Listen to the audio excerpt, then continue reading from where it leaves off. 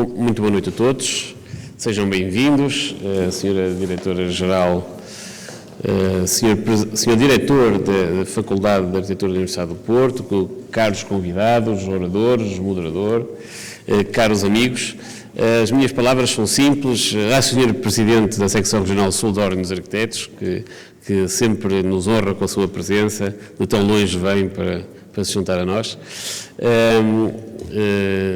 Dizer-vos apenas, dar-vos as boas-vindas a tão ilustre painel, ilustre e grande painel, não é? Com um tema que a todos nós é muito caro, as questões da arte,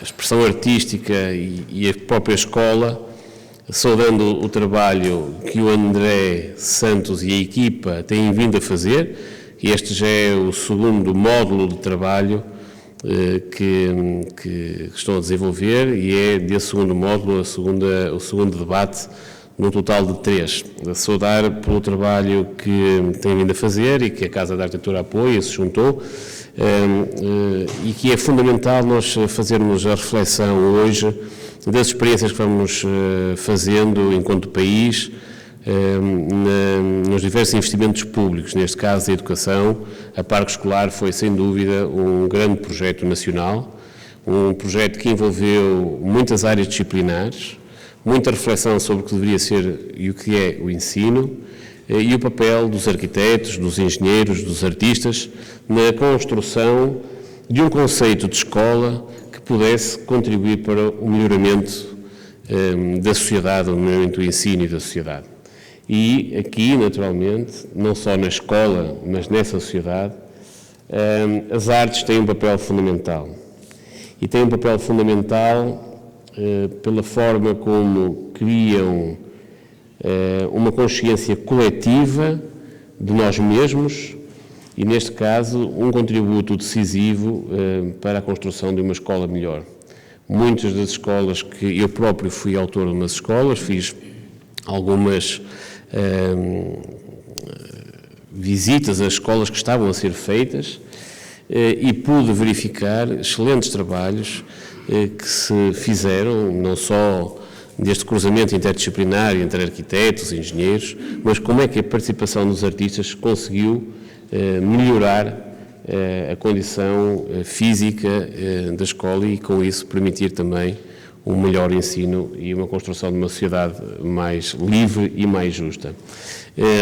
Agradeço-vos a todos a presença e eu, infelizmente, não vou conseguir ficar até ao final por compromissos que tenho como ausentado do país. Aproveito para saudar e me despedir de todos. Muito obrigado pela vossa presença. É uma honra ter-vos aqui na Casa da Arquitetura. Alguns de vós já são repetentes, outros não, mas é uma honra ter-vos cá. E passava a chamar já o André, o arquiteto André, que me fizesse uma apresentação um bocadinho deste projeto, que é realmente de grande valor e que merece ser valorizado. Muito obrigado a todos.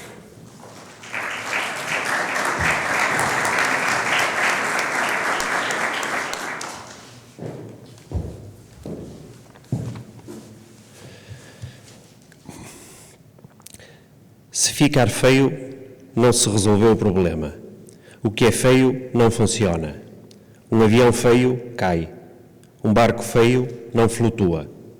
O bonito funciona sempre. A construção responde a umas funções. Se for agradável, se as pessoas se sentirem bem, se fornecer emoções, tem essa mais-valia, deixa de ser construção e passa a ser arquitetura. Se o coletivo achar que o objeto lhe pertence, passa a ser património.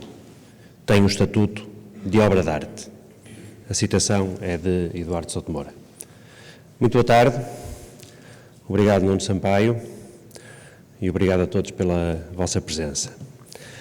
Tal como na anterior Conversa Humanidades, farei uma breve intervenção centrada na contextualização do sentido desta segunda Conversa Artes, no ciclo de conversas plural e no projeto de investigação Escolas, Complexidade e Interpretação. Mas, em primeiro lugar, os agradecimentos. Nunca será demasiado reconhecer a Casa da Arquitetura enquanto instituição maior na sensibilização e difusão da importância social e da cultura arquitetónica e de agradecer ao arquiteto Nuno Sampaio e à sua equipa pela forma como aderiram a este projeto e, em particular, a este ciclo de conversas. Agradecemos igualmente ao diretor da FAUP, professor João Pedro Xavier, e ao diretor do CEAU, professor José Miguel Rodrigues, o apoio que sempre tem demonstrado no acompanhamento deste projeto. Complementarmente, não posso deixar de referir o empenho da Filipa Guerreiro e a dedicação incondicional da Carolina Medeiros. Pessoalmente, devo ainda agradecer aos alunos do curso de mestrado integrado em Arquitetura da FAUP, incluídos neste grupo de trabalho, sem os quais nenhuma das ações desenvolvidas no âmbito do projeto teria sido possível de concretizar. Tal como na conversa Humanidades, pela Francisca Mendonça, hoje o Cícero Sobreira merece destaque pela organização de PowerPoint que acompanhará, como pano de fundo, o desenrolar desta sessão. Aos apoios da revista Ruf Magazine, publicação de cultura urbana, que tem vindo a acompanhar os nossos eventos e a acolher informação de textos do projeto Escolas Complexidade de Interpretação ao longo de várias edições, e em particular à coordenadora editorial Inês Mendes. Ao apoio da agência de viagens Personal Travel, aqui representada pelo seu diretor comercial, Fernando Brás, e do restaurante Tapas by André de Carvalho, e, sobretudo, ao patrocínio da empresa Tecnal, do Grupo Sapa, aqui representada pelo responsável comercial José Dias, manifestamos os nossos agradecimentos por assegurarem a viabilização deste evento. Aproveito para comunicar que na mesa lateral se encontra a informação relativa aos serviços da Personal Travel, bem como o livro Palmarés da Arquitetura Ibérica, com que a Tecnal nos agradecia, e podem levar o livro. Finalmente, importa reconhecer a simpatia e a disponibilidade dos convidados que desafiamos a integrarem este debate, saudando e agradecendo as participações do engenheiro Adão da Fonseca, da escultora Fernanda Fragateiro, do pintor Francisco Laranjo, do designer Francisco Providência, do arquiteto Luís Vaz Carneiro e da arquiteta Paula Silva, agradecendo ainda ao Sérgio Almeida, responsável pela secção de cultura do Jornal de Notícias, a receptividade para moderar este debate. Agora, sobre a contextualização. O projeto de investigação Escolas, Complexidade e Interpretação, que se encontra a ser desenvolvido no Centro de Estudos de Arquitetura e Urbanismo da FAUP, tem como pano de fundo a análise e reflexão sobre a transformação arquitetónica dos edifícios escolares intervencionados ao abrigo do programa da Parque Escolar, sendo constituído por um universo de 74 escolas localizadas a norte de Portugal. Entre janeiro e junho deste ano, aconteceu o seu primeiro momento de difusão pública, a partir do ciclo de conferências intitulado Obras e Autores, que convocou a prática profissional e o campo disciplinar da arquitetura na comunicação de projetos exemplares e paradigmáticos. Com este ciclo de conversas, intitulado Plural, procura-se promover um diálogo que potencie o conhecimento envolvendo as dimensões políticas, pedagógicas, culturais, económicas e sociais. Pretende-se ver debatida, em primeira instância, a relevância dos utilizadores dos espaços escolares, protagonizado pela sociedade em geral, que aconteceu no debate Humanidades, a responsabilidade da produção artística para além e no campo disciplinar da arquitetura, hoje com a conversa Artes, e, finalmente, as integrações com a materialidade, as técnicas construtivas, as infraestruturas e as estratégias de sustentabilidade no último debate Tecnologias. Esta conversa Artes, a segunda do ciclo, persegue o ideal de sensibilização, consciencialização e concretização da arquitetura para além da sua vertente funcionalista ou programática, transcendendo-se pela dimensão estética e artística e declarando em complementaridade a preponderância e a responsabilidade das outras artes para que, de forma integrada, contribuam conjuntamente para aquele sentido de elevação. A arquitetura não pode bastar cumprir um determinado programa funcional ou dar a resposta certa a uma encomenda. A responsabilidade social que inevitavelmente incorpora contributos para a construção da identidade de cada indivíduo encontra na sensibilização para a cultura e para as artes um desígnio que não pode ser nem displicente nem negligenciado. E no contexto da instituição escolar, este compromisso ou obrigação torna-se decisivo pela natureza pedagógica intrínseca, mas que se deve ambicionar ampliar para além dos currículos letivos, das matérias ou dos conteúdos. E aos edifícios escolares, e às arquiteturas, e à interação entre as diferentes artes, cabe uma missão singular, criando condições espaciais adequadas, potenciadoras daquela sua natureza pedagógica. Vincent Scully interrogava-se em 1981 sobre o que aconteceu com esse vocabulário académico de formas, o da articulação da estrutura arquitetónica com a presença escultórica e pictórica, afirmando depois que a resposta é que eventualmente acabou por se perder a sua distinção entre essas partes e as várias componentes acabaram por se fundir num só. Também Cisa Vieira, numa entrevista à TVI 24 em setembro de 2018, afirmava que já não há essa ideia do corte de saberes. Hoje há um grande contacto entre as várias formas de arte e há a perfeita compreensão de que a arquitetura tem muito a ver com a escultura, com a pintura, com a música, com o cinema, com o balé. São a mesma família.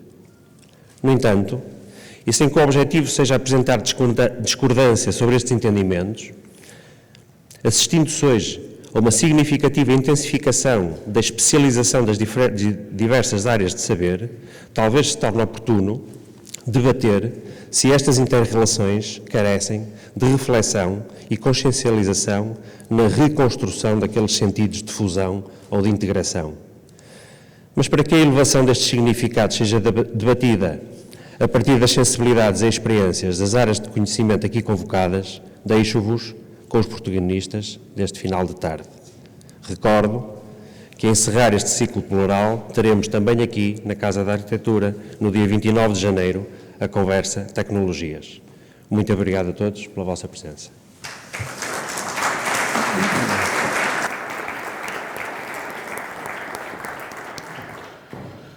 Boa tarde a todos. Sejam bem-vindos à Casa da Arquitetura para mais uma sessão, a segunda deste ciclo de conversas plural. Depois de termos debatido a questão da tecnologia, no passado mês de outubro, é chegada agora a vez da questão das artes, um tema particularmente interessante, pelo menos do meu ponto de vista, e que certamente, cuja discussão irá ser particularmente premente, dada a heterogeneidade dos nossos convidados. Irei apresentá-los de forma muito sucinta, o currículo de cada um é muito vasto, portanto vou fazer mesmo uma apresentação muito sucinta. Começo por Paula Silva, licenciada em Arquitetura no Porto, concluiu o mestrado em Arqueologia na Universidade do Minho e é desde 2016, como todos sabemos, diretora-geral do Património Cultural, depois de já ter sido diretora regional da Cultura do Norte. Francisco Laranjo, por sua vez, é natural de Lamego, professor catedrático da Faculdade de Belas Artes da Universidade do Porto, formou-se desta mesma universidade e foi, aliás, também presidente do seu Conselho Executivo. Como artista plástico, está representado em variadíssimas coleções, como Serralves ou Fundação Gulbenkian, entre muitas outras. Contamos ainda com Fernanda Fragateiro, é natural de Lisboa e esta... Convém corrigir. Obrigado. Esta artista plástica já expôs nos últimos 15 anos em espaços e museus tão seletivos como o Caixa Fórum em Barcelona, o Bronx Museum em Nova Iorque ou também o Museu de Serralves. Procura incutir sempre nos seus trabalhos um manifesto interesse em repensar e investigar as práticas modernistas. Connosco está também Francisco Providência, formado em Design da Comunicação pelas Belas Artes do Porto e concilia a docência na Universidade de Aveiro com o ateliê próprio, no âmbito do qual já foi distinguido com inúmeros prémios. Quanto a Luís Soares Carneiro, é arquiteto e professor associado na Faculdade de Arquitetura da Universidade do Porto e mantém uma intensa atividade de projetos, ensinos nos cursos de mestrado, integrado e doutoramento, escreve e participa em encontros nacionais e internacionais e tem tratado sobretudo temas relacionados com habitação coletiva, espaços teatrais e história da arquitetura portuguesa. Por fim, mas não menos importante, falo-vos agora de Adão da Fonseca. É engenheiro civil, doutorado em Engenharia de Estruturas pelo Imperial College de Londres e professor catedrático da Ordem dos Engenheiros. Somando a isto tudo, foi consultor ou projetista em inúmeras obras de referência, como a Casa da Música, o edifício do Oceanário de Lisboa, a Ponte Infante Dom Henrique sobre o Rio Douro ou a Ponte Pedro Inês em Coimbra. Mais uma vez, obrigado a todos. Eu desafiava-vos a começar, uma pequena maldade, direi assim, mas só responde quem quiser. A frase com que o professor André Santos iniciou a sua intervenção, uma citação do Eduardo Souto de Moura, numa entrevista à Ana Sousa Dias, no Diário de Notícias, já há cerca de 2 anos. Desafiava-os, se assim quiserem, a comentarem essa citação, relacionando-a com o que está aqui em causa. Esta tarde, começaria talvez por si, se assim o desejar, Paulo Silva. Sim, posso começar. A frase, aliás, é interessante porque pode ser quase uma definição do que nós entendemos do que é património e, portanto, de certa forma até se justificaria eu estar aqui hoje, porque quando o arquiteto André me convidou, eu disse, eu provavelmente não serei a pessoa mais indicada para estar num debate sobre arte, ou sobre o ensino da arte, ou sobre a arte na arquitetura, ou sobre, portanto, que arte é que nós estamos também aqui a falar neste debate.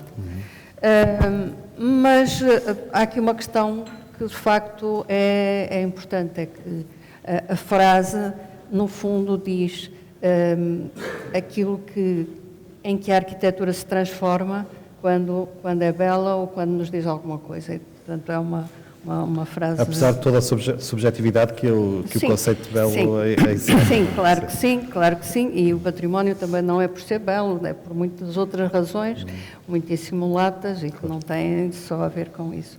Mas, de qualquer forma, eu acho que sim, e acho que, neste caso, se estamos a falar do parque escolar, e se estamos a falar de escolas, e se estamos a falar inclusivamente das intervenções que foram feitas em escolas, de facto acho que algumas dessas intervenções de facto contribuíram para a valorização dessas mesmas escolas e para que elas continuem a ser património, porque estão a ser conservadas, estão a ser mantidas e, portanto, nesse aspecto, acho que sim.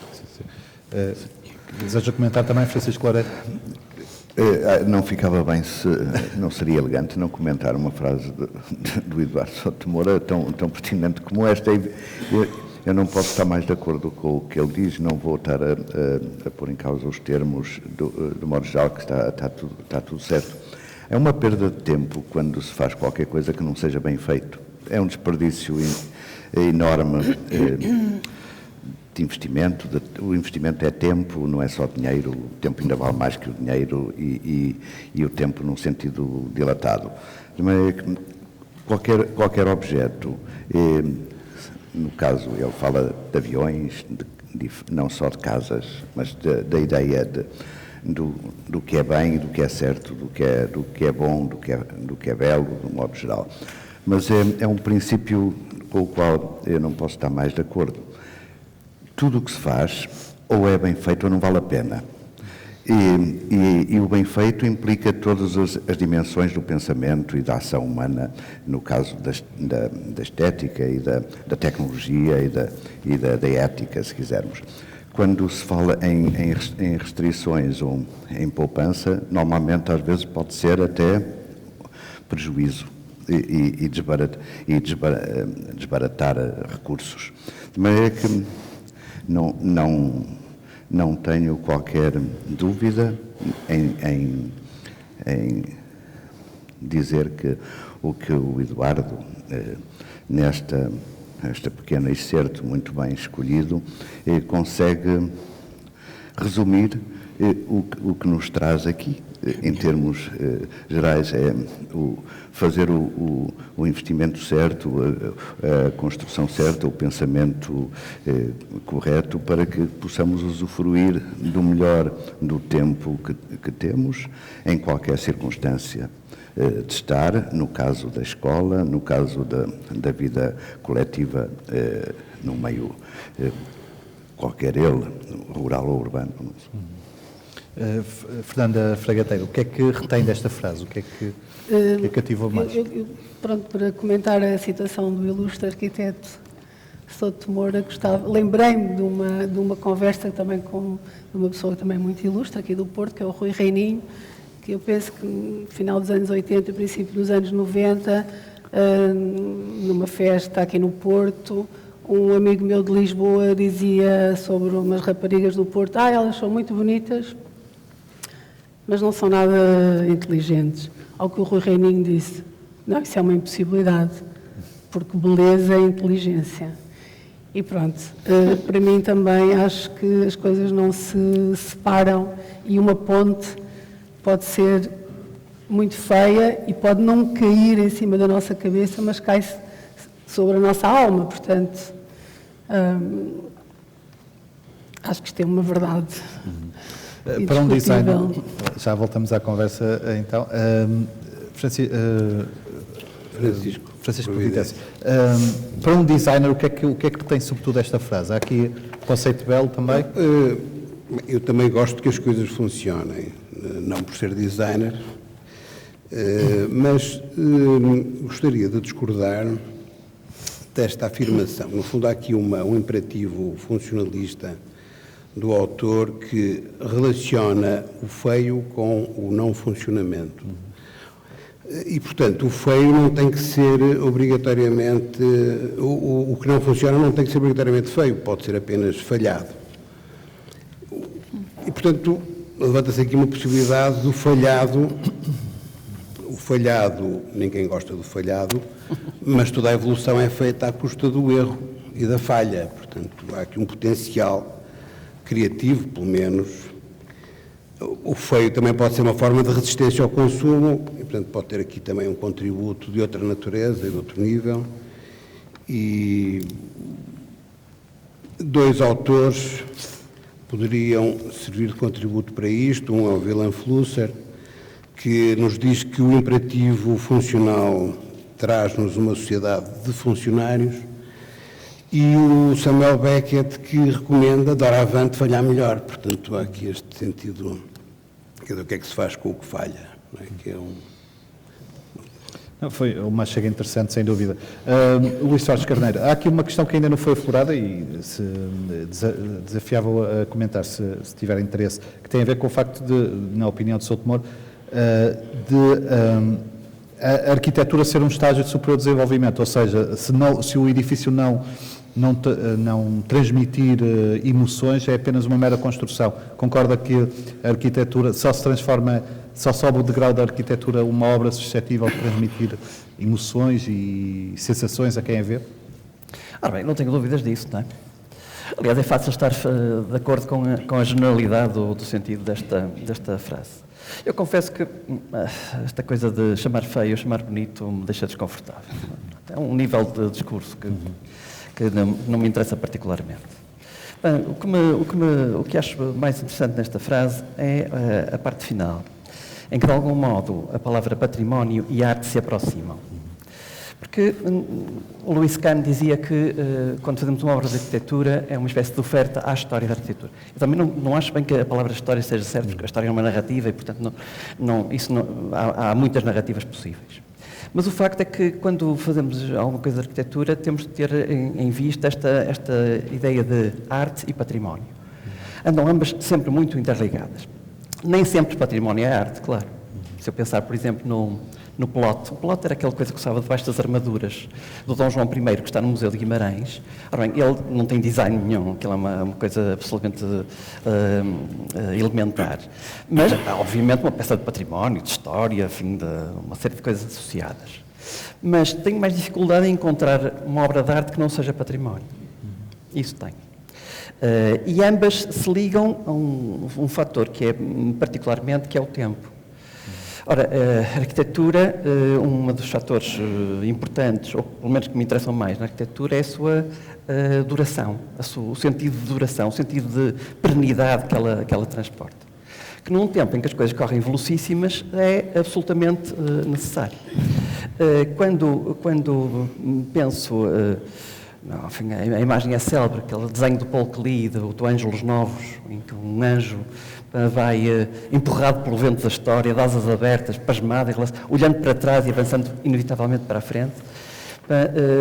Penso que a única coisa que lhe pode dar algum agarrar à realidade passa pelo património, sobretudo pela arte. E, portanto, pensarmos, enquanto arquitetos, enfim, enquanto cidadãos também, que a importância do património que nos agarra, que nos referencia a uma realidade, e que a arte nos dá uma emoção em relação também a esse património e ela própria, parecem-me absolutamente prioritários para se sobreviver nos dias de hoje. Terminando a ronda, a Dona Fonseca, engenheiro, como é que o engenheiro absorve e o que é que retém dessa frase? Numa perspectiva de arquitetura, está correto. E é particularmente verdadeiro aquilo que foi precisamente dito aqui pelo arquiteto, que uma obra de arquitetura, mas não necessariamente, se torna património quando ela é adquirida pela sociedade e olhada como tendo beleza. No entanto, esta questão do feio, principalmente quando saímos da arquitetura, tem um pouco cuidado, porque, enfim, o Cabrita Reis não está aqui para me ouvir, mas algumas das obras dele são originais, mas não têm que ter beleza. Não vou dizer que sejam feias, porque nem é isso que ele pretende. Ele passa todo um conjunto de mensagens e estimula um conjunto de pensamentos, mas, portanto, não deixam de ser obras de arte. E esse próprio conceito de beleza vai se transformando com o tempo, com o próprio local onde nos encontramos? Pois, eventualmente, embora normalmente aquele tipo de obras de arte têm uma durabilidade curta e, portanto, não têm tempo para chegar ao ponto de serem consideradas, passarem a ser consideradas bonitas. Portanto, o que sem dúvida nenhuma diremos é que a arte tem que implicar criação, mas não tem que conduzir à beleza e até nem terão que ser originais. Porque se houver uma cópia, por exemplo, de uma pintura feita com grande maestria, nós também dizemos que está ali uma obra de arte, embora não seja original. Este é um assunto que eu tenho pensado muitas vezes, porque precisamente no contexto da engenharia, a questão da arte é muitas vezes discutida, ou talvez até nem seja muito discutida. É uma espécie quase de um tabu. No entanto, evidentemente que quando se está a criar o que quer que seja, há um trabalho do tipo de arte. Pensamos mais em técnica e não tanto em arte.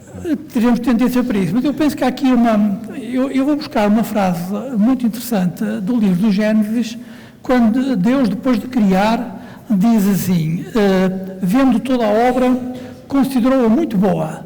Eu sempre achei um bocado estranho qual era a necessidade dele achar que era boa aquilo que ele criou.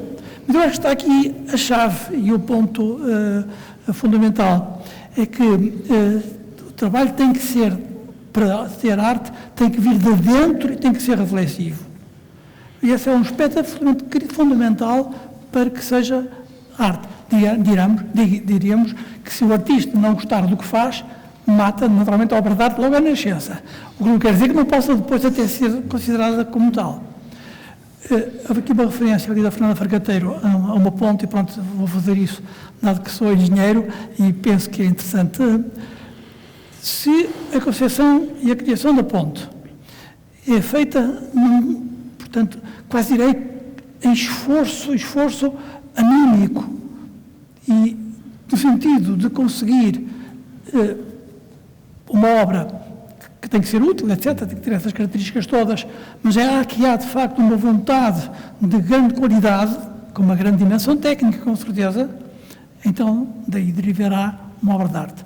Caso contrário, está apenas a fazer, que vou usar a palavra viaduto depreciativa, o que não é necessariamente, tal como direi que um arquiteto que repete, enfim, um centro comercial, porventura muito eficiente, mas é igual ao anterior, apenas porventura baralhando um pouco as cartas, também não se poderá dizer que haja ali arte, embora no final haja, enfim, alguma arquitetura, que essa existe sempre, necessariamente. E, portanto, enfim, com estes pensamentos, ficava. São uma excelente introdução. Feita esta ronda inicial, sugiro que entremos de forma mais evidente no que nos traz aqui hoje, transmitindo algumas questões diretamente mais focadas a cada um dos intervenientes, e começo por si, Paula Silva. Até que ponto é que acha que a reabilitação deve ir associada também a uma vertente pedagógica? Pensando, por exemplo, no contexto do parque escolar, é obrigatório pensar nessa reabilitação barra vertente pedagógica, pedagogia, ou não necessariamente? Vertente pedagógica, em que sentido? O que é que quer dizer com isso? No fundo, transmitir a necessidade de Explicar a perceber. urgência da reabilitação. No caso escolar, talvez, no parque escolar, talvez faça mais sentido a transmissão desses valores, ou não necessariamente. Penso que faz sempre, não é? Portanto, estamos a falar de edifícios, muitos deles com grande qualidade arquitetónica, bem construídos, bem estruturados, e que ao longo dos tempos se vão desadaptando, inclusivamente das necessidades da função para que estão destinados, mas também eles próprios se vão tornando envelhecidos e, portanto, têm que ser renovados. Isso é uma das questões mais importantes a nível do património, é o tipo de renovação que se faz num edifício que nós entendemos que é um edifício que tem qualidade e que merece ser preservado e deixado para as gerações futuras. E, eventualmente, e aí não é a questão do arquiteto nunca, está muito para além disso, é a questão do programa. E eu avento-me a dizer que, relativamente à questão do parque escolar, eventualmente, o programa era demasiadamente pesado para alguns dos edifícios com grande qualidade, ou seja, a grande dificuldade de adaptar um edifício é a sobrecarga das infraestruturas que tem que lhe acrescentar, nomeadamente as questões dos ar-condicionados e dessas parafernália de infraestruturas que muitas vezes implicam o desvirtuamento e também muitas vezes depois as consequências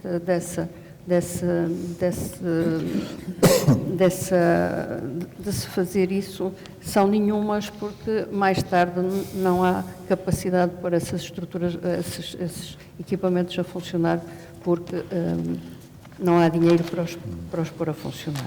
Portanto, isso é uma realidade que é uma realidade nacional e que eventualmente poderia ter feito intervenções menos pesadas, em alguns casos, nesses edifícios. Evidentemente que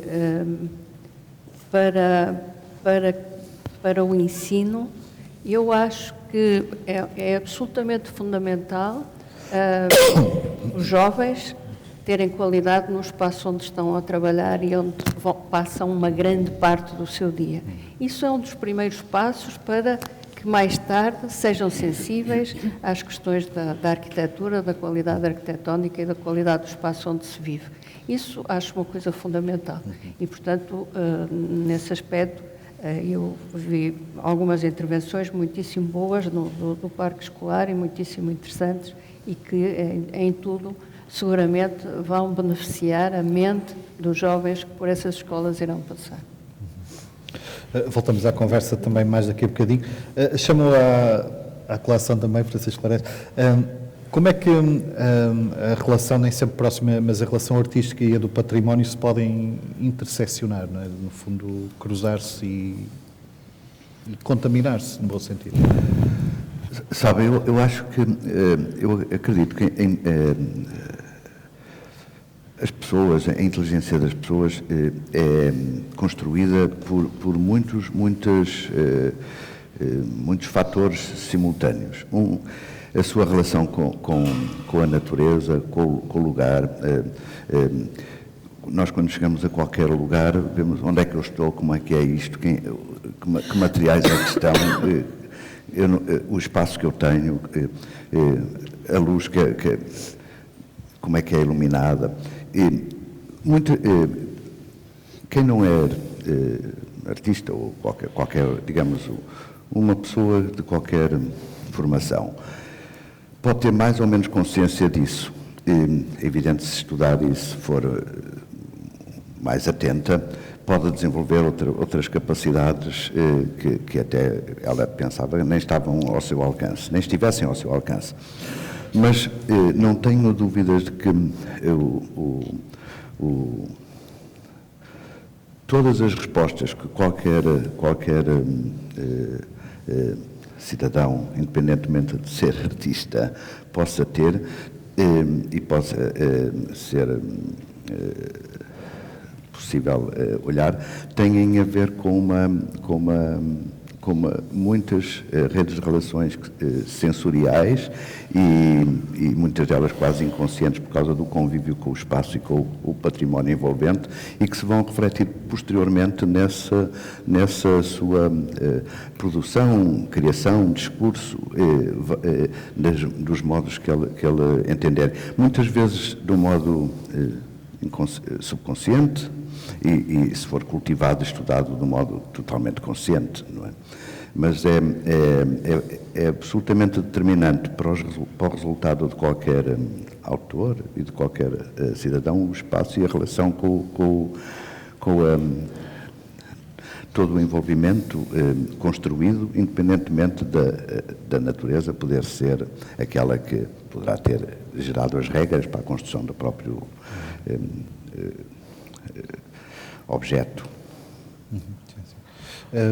Fernanda Fragateiro, na sua opinião, em que medida uma escultura, partindo de uma criação sua, pode favorecer a integração escolar, não é?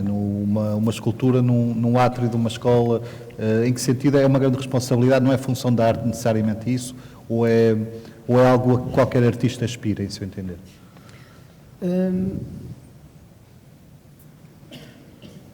O âmbito do meu trabalho não é tanto levar coisas ou esculturas para dentro dos espaços, nomeadamente espaços públicos. No caso das escolas, eu gostava, se calhar, de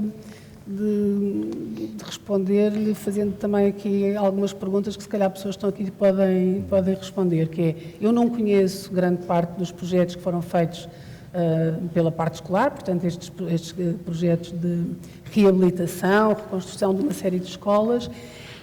Não conheço muito poucos, mas gostava de saber se alguém sabe se em algum deles houve de facto a colaboração de artistas, porque eu desconheço. Se alguém tiver conhecimento de uma obra em concreto. Mesmo, sim. não. E depois queria fazer outra pergunta, é saber se está alguém aqui presente da Parque Escolar. Não. Faz parte da Parque Escolar, então já não posso dizer aquilo que vinha aqui a dizer. Mas tapa os ouvidos. Não, desculpa. Pronto, eu vou só contar. Pronto, eu realmente não sou uma teórica, portanto não vou aqui tecer grandes considerações teóricas. Gostava mais de falar de exemplos. Eu não fui convidada para Parque Escolar para fazer uma intervenção numa escola. Eu fui convidada por um arquiteto. Agora não posso ser o nome do arquiteto, porque está aqui uma pessoa da Parque Escolar, para fazer um projeto artístico, uma intervenção artística numa escola em Lisboa, escola muito antiga, muito bonita, que vai ser recuperada agora, portanto se calhar vão lá chegar, por um grande arquiteto também, meu amigo, e cuja recuperação vai respeitar muito a arquitetura original da escola, um projeto de 1910, e o arquiteto, que também respeita muito o outro arquiteto mais antigo que fez o projeto original, no fim disse, eu acho que isto vai ficar tudo muito branco, estou um bocado assustada, é uma escola muito grande e os miúdos não vão gostar. Será que tu podias fazer qualquer coisa que... Ele não disse decorar, porque ele é uma pessoa mesmo incrível e, portanto, como é que tu podes participar neste projeto? E depois disse logo, mas isto não pode ser... Ninguém pode saber, porque isto não pode ser um projeto artístico, porque senão a Parque Escolar imediatamente corta. Portanto, se nós apresentarmos isto como um projeto artístico, acabou, não há mais nada. Portanto, isto tem que entrar, nem sabemos bem como, é um projeto de arquitetura, tu colaboras comigo, trabalhas à borla, obviamente.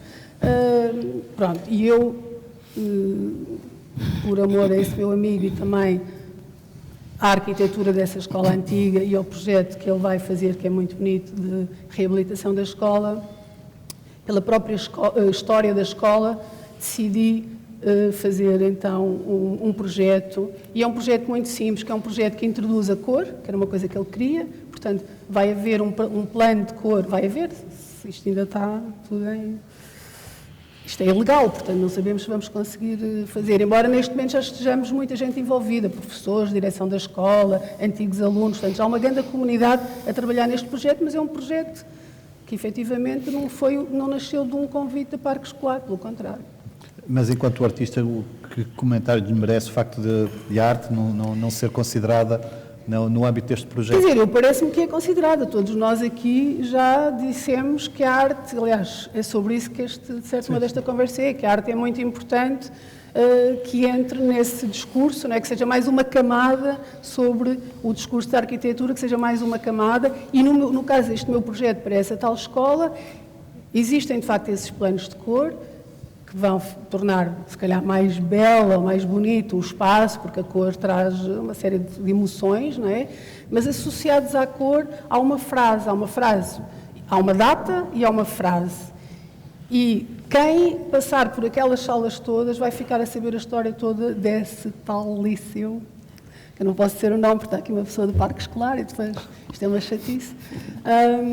E, portanto, é um projeto artístico que não decora só o espaço, mas que traz uma componente, a componente pedagógica que estávamos a falar, ou seja, as crianças não vão levar com a história do liceu em cima, mas vão encontrar ali uma coisa suspensa, uma frase suspensa no espaço, não é, associada a um plano de cor que cria ali um canto, portanto, que é um plano de cor, um retângulo que desce do teto para a parede num determinado ponto específico da sala, que chama a atenção, e que a partir da leitura dessa frase, que será também muito bonita e pintada diretamente na parede, pode querer saber sobre o que é aquela frase, não é? Por exemplo, há uma frase que diz 1929, imagine-se, agora não me lembro de qual a data, buraco de bala na sala de aula 14.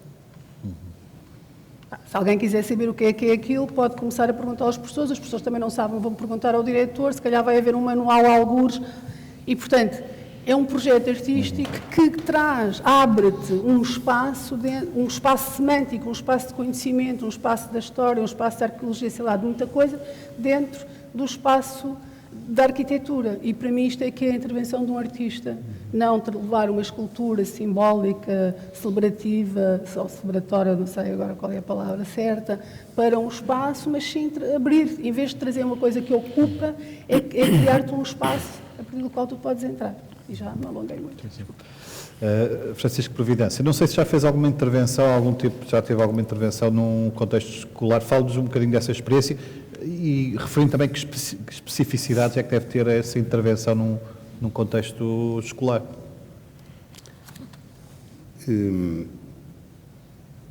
Eu não tenho dúvida que o contributo da beleza é essencial para a qualificação do ensino. Qualificação do ensino, qualificação da sociedade, qualificação da humanidade. Há muitas pessoas a dizerem isto e, portanto, o próprio Vitrúvio, não é, também funda a arquitetura nestas três qualidades, na beleza, na duração e na funcionalidade. Portanto, é uma coisa por escrito, já vem desde o século I a.C. E, portanto, isso para mim é bastante claro. Também é claro que os arquitetos, de um modo geral, assumem esse papel, não é? Portanto, não precisam dos pintores nem dos escultores. Eles próprios fazem escultura à dimensão da cidade. E muitos destes edifícios mostram isso, mostram um esforço de forma que não está assediado nem na função prática, nem nos constrangimentos construtivos, mas que até, antes pelo contrário, põem tudo isso em questão, abrem buracos por baixo da carga, enfim.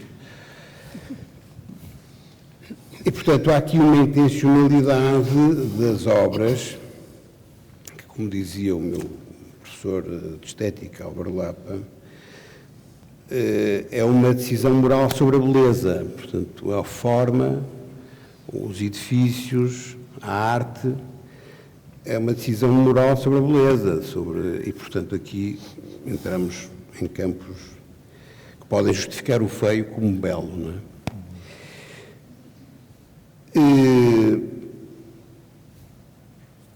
Talvez a arte possa ser considerada como uma proposta do novo, não é? Portanto, há também esta ideia de que os autores que são celebrados na história são aqueles que têm a capacidade de enunciar novos regimes de visibilidade. E, portanto, e assim criam os vários estilos, das várias épocas.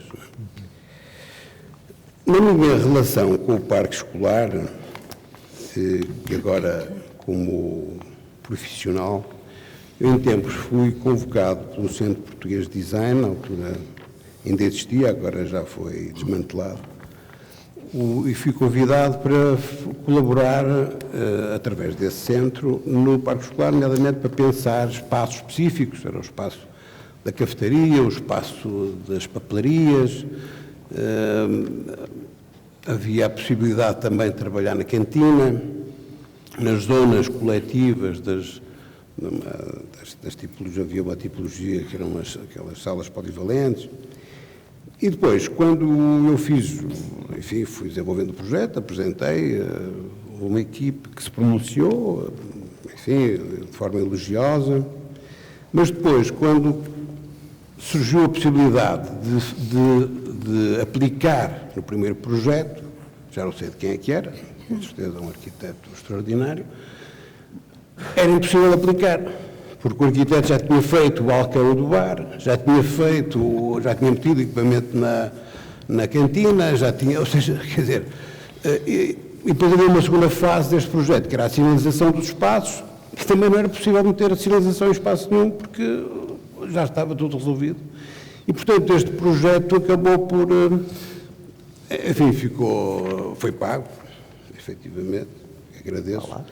Mas nunca chegou a ser aplicado. Mas foi frustrante, particularmente frustrante para si, saber que as suas ideias não foram colocadas em prática. É o tal lado do falhanço, não é? Que é mais o meu, neste caso.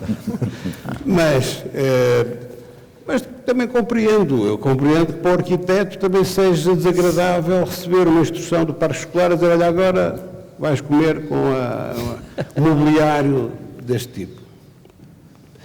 Há uma certa dificuldade em... Acha que ainda falta esse processo de partilha? Não, acho que a arquitetura, portanto, tem uma tradição de relacionamento com o poder, evidente, não é? Portanto, tem um reconhecimento social que é incomparável a outras áreas. Isto, naturalmente, traz-lhes também uma soberania sobre a própria legislação em vigor também, no fundo... legitima e reforça este poder do arquiteto na gestão da obra, na união de todas as artes, não é? Isso é uma questão interessante para fazer a transição para o nosso próximo convidado, Luís Soares Carneiro. E, portanto, pronto, eu acho que isto é uma coisa que acontece de uns arquitetos de uma forma mais severa do que noutros. Há uns que gostam mais de partilhar, outros menos. Pronto, isto é uma falha, é uma coisa, uma perda. Por um lado, sim, não tenho tristeza. Luís Soares Carneiro, os arquitetos gostam de concentrar em si todo o poder decisório nestas questões e noutros? Claro, e devem. Ora bem, há aqui muitas questões que se podem tocar aqui. Durante os anos 50 e 60 houve muito a ideia de fazer o que se chamava a integração das artes, isto era, de algum modo, relacionar a arquitetura com as outras artes. A meu ver, isso foi um completo falhanço. Apareciam umas esculturas muito pífias nas paredes, apareciam umas decorações, enfim, são poucos os exemplos em que, de facto, a conjugação de umas coisas e outras são absolutamente exemplares. Existem, claro, obviamente, e nem é preciso falar no célebre painel do Cinema Batalha, que está lá magnificamente integrado. Mas, de facto, os arquitetos têm... A arquitetura é uma arte em si e tende para algum grau de autonomia e, portanto, de bastar-se a si próprio. O jogar com a luz, o jogar com os planos, o jogar com os volumes, o jogar com os percursos, o jogar com as formas, tudo isso é um material suficientemente rico para se trabalhar. Não significa isto que não seja interessante dialogar com os outros, obviamente. Mas, de facto, os arquitetos têm um pequenino poder e usam-no, e isso é absolutamente compreensível. São, ainda assim, absolutamente dependentes de outros fatores. E é uma arte que está longe de ter a autonomia que os anos 70 e 80 desejaram e procuraram com as neovanguardas e outros grupos que tais.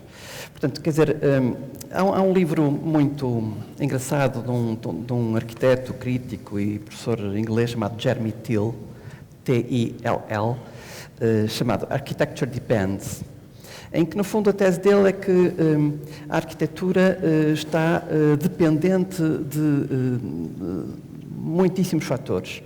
Está dependente de questões regulamentares, de questões financeiras, de questões de sistemas construtivos, de modos de produção, está de tal modo enredada na realidade dos sistemas produtivos que fica fortemente limitada. Não é que isso seja um problema, porque tudo isso são fatores excitantes da criatividade, são dificuldades promotoras de interesse e, portanto, os arquitetos têm de lidar com isso de maneira inteligente e de maneira apropriada. Mas, apesar dessa falta de poder, também tem o outro, que é aquilo que se podia chamar, ou que se chamava outrora o benefício do príncipe, não é?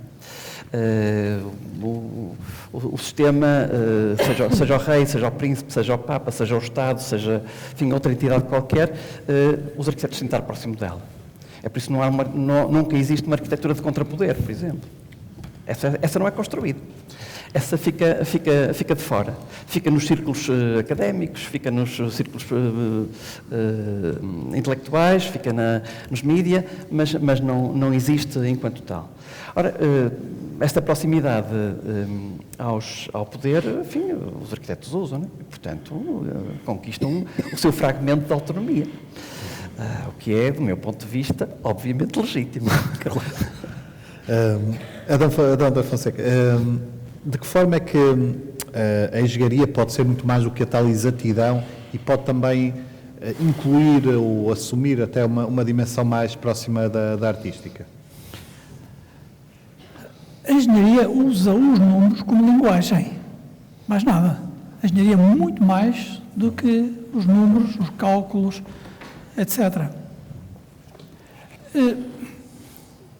Eu acho que vou dar uma nota positiva e uma nota negativa. E não é para equilibrar as coisas, porque a negativa é mais recente, portanto, nesse aspecto, mais lamentável. Nós temos, de facto, uma situação em que a necessidade do conhecimento profundo é tão grande que direi que já ninguém consegue abarcar tudo.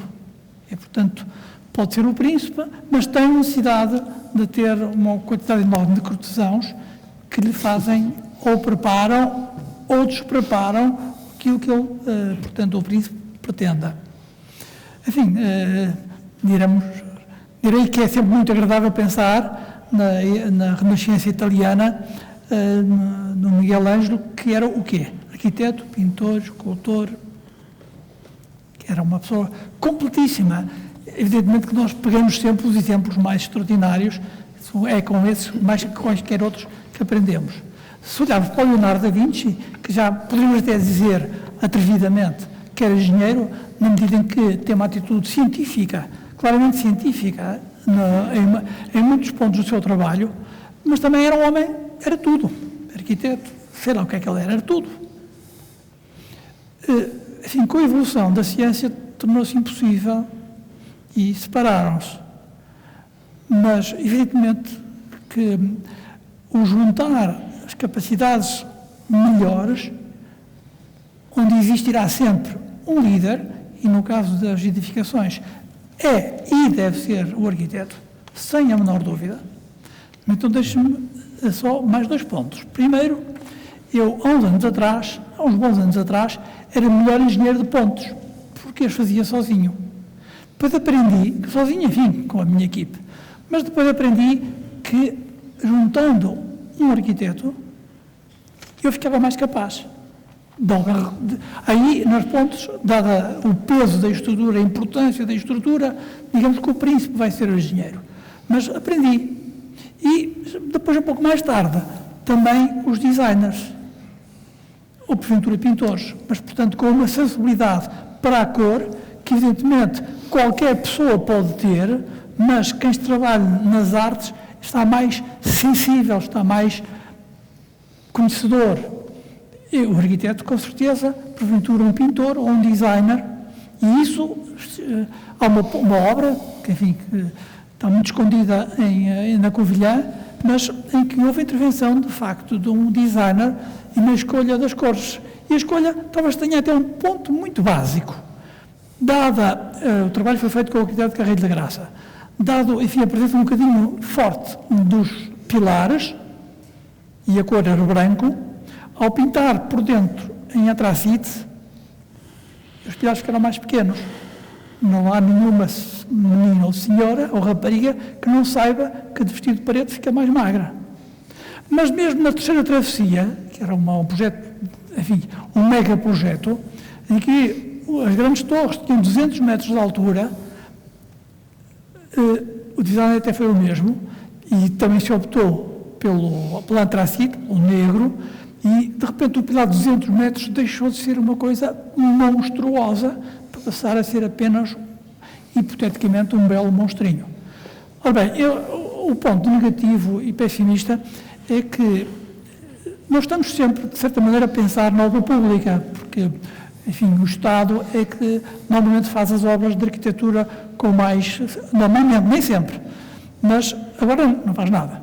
Mas quando faz, atualmente, o pouco que faz, não paga de facto a existência de uma equipe. Nós temos um problema muito sério, é que os melhores técnicos, os melhores arquitetos, os melhores engenheiros não querem trabalhar para o Estado. Não interessa. A maneira como as coisas foram montadas e estão, não vale a pena. O dinheiro não é suficiente, mas não é a questão de queriam uns honorários melhorzinhos, não é isso. É que não paga mesmo, não valoriza e, portanto, a situação neste momento não é nada positiva. Mas não há dúvida nenhuma que a junção de um artista... Temos aqui no Porto um exemplo muito interessante, que é o edifício São José, na Avenida da Boa Vista, feito por um excelente arquiteto, o Eduardo Souto Moura, mas tem uma escultura no pátio que dá àquele edifício uma elegância e uma beleza acrescida. Eu gostaria de aproveitar as declarações bastante pertinentes do Luís Soares Carneiro para lançar uma questão conjunta aos restantes intervenientes, sobretudo aos que estão ligados à componente artística.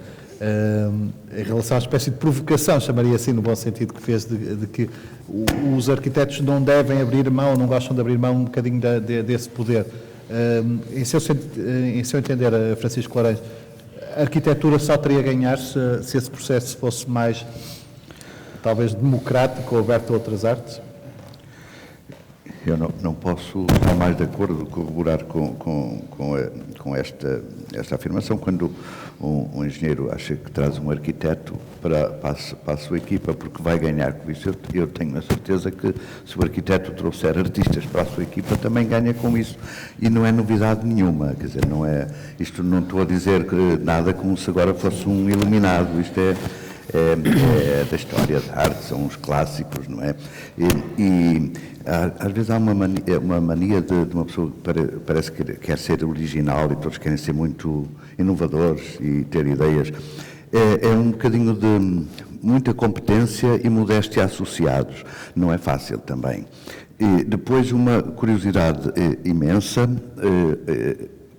somando a essas outras realidades de conhecimento e a incapacidade de ter um conhecimento tão abrangente, como é verdade hoje, somos bombardeados com tanta informação e com um tempo que parece que é cada vez mais minguado, não é? Eu acho que os dias são mais pequenos, as horas também, os minutos, e as agendas, de maneira que ter a lucidez suficiente para poder reunir as pessoas que acharem mais competentes para poder pensar um projeto, ganhamos todos. Ganham todos aqueles que usufruírem dele, não é? Não, eu acho que os artistas, com certeza, não tenho dúvida que a arquitetura é uma arte e aquela que tem uma marca não só na paisagem, mas na nossa capacidade de habitarmos. Precisamos dela até para estar aqui, sempre. Sem arquitetura não é possível, não é? Que é uma vénia sempre que eu acho que os artistas fazem, e se os arquitetos retribuírem, ganham também, não é?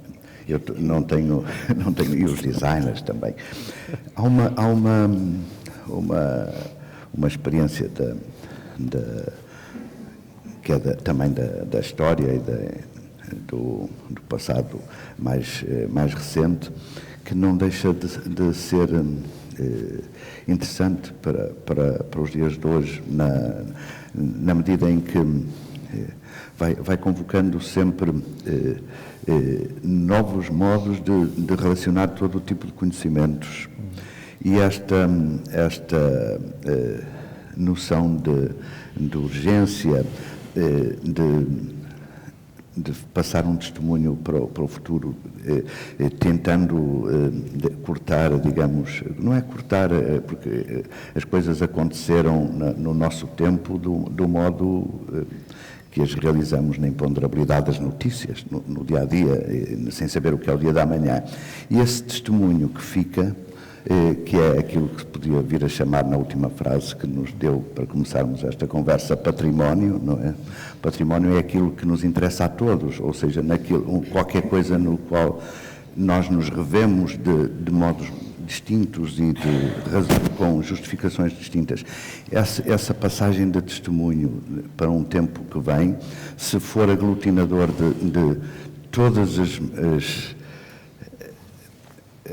realidades melhores que cada um for capaz de construir em equipa, acho que faz com que tenhamos um futuro melhor e mais aprazível, mais partilhado e mais realizado como pessoas, não só os que as realizam, os autores e os participantes, sejam eles quais forem, os artistas, os arquitetos, os engenheiros, os pensadores, os poetas, se quiserem, os músicos, todas as artes e as ciências, mas fundamentalmente fazemos isso, é evidente para nós, temos satisfação em fazer, se não é um sacrifício, nós gostamos do trabalho que faz, cada um do trabalho que faz. Mas, no fundo, quem usufrui são os outros, ou somos todos, não é?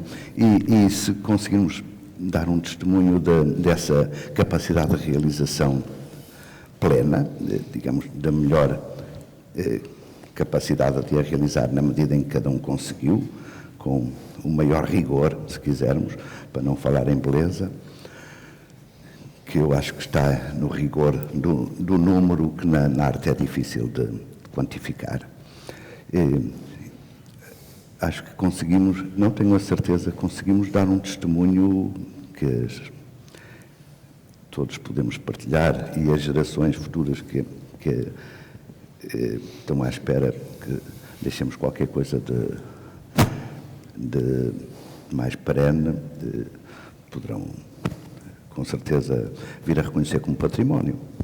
Seria desejável é que tudo fosse património, não só os jardins, mas as casas, os objetos, o nosso testemunho, um som, um gesto.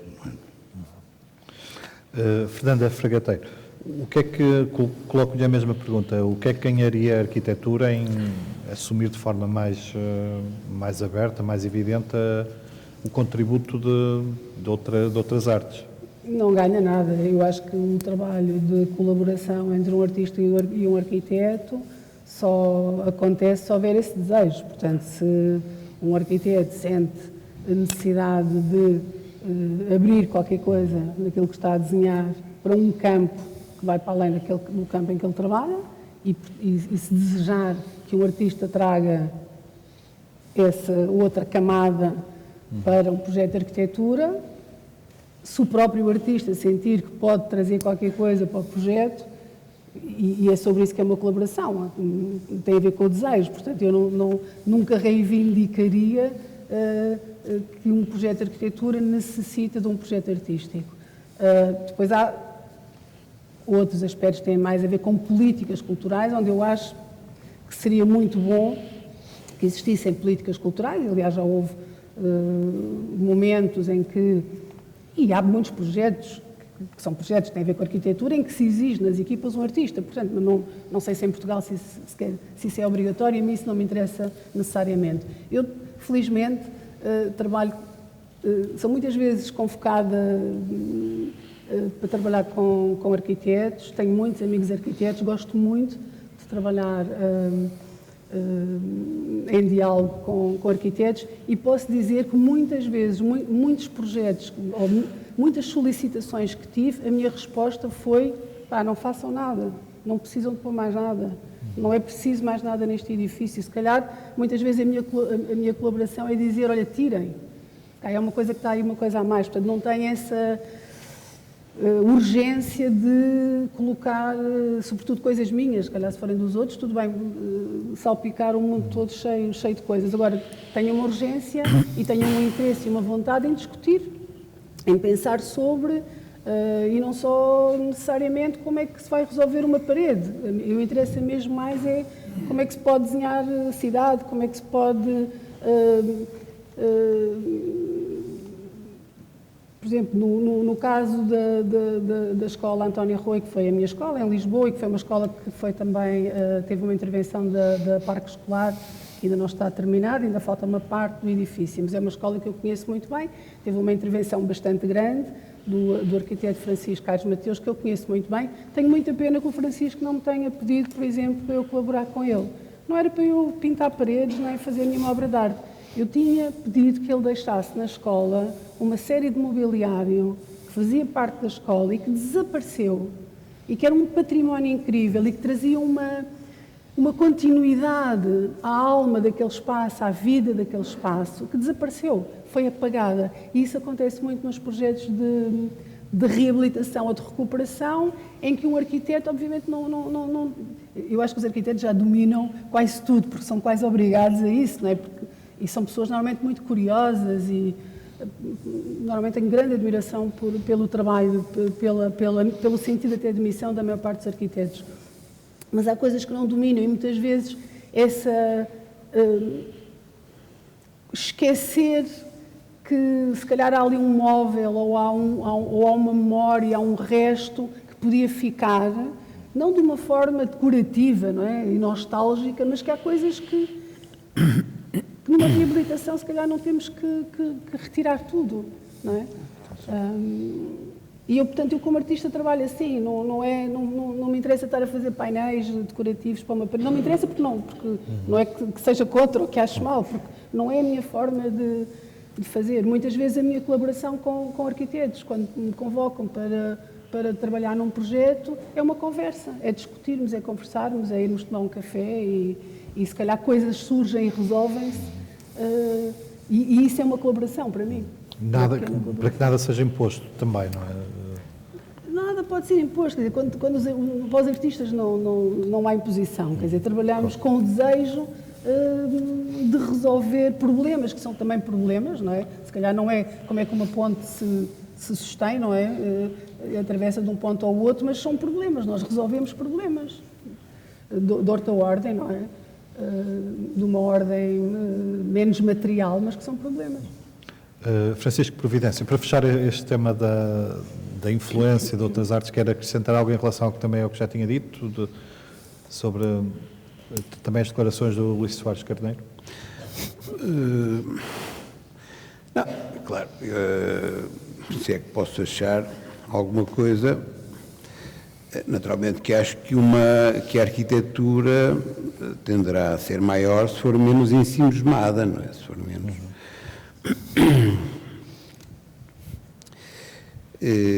Claro que também este poder que têm os arquitetos também nos deveria fazer refletir sobre a sua educação, nomeadamente a educação artística.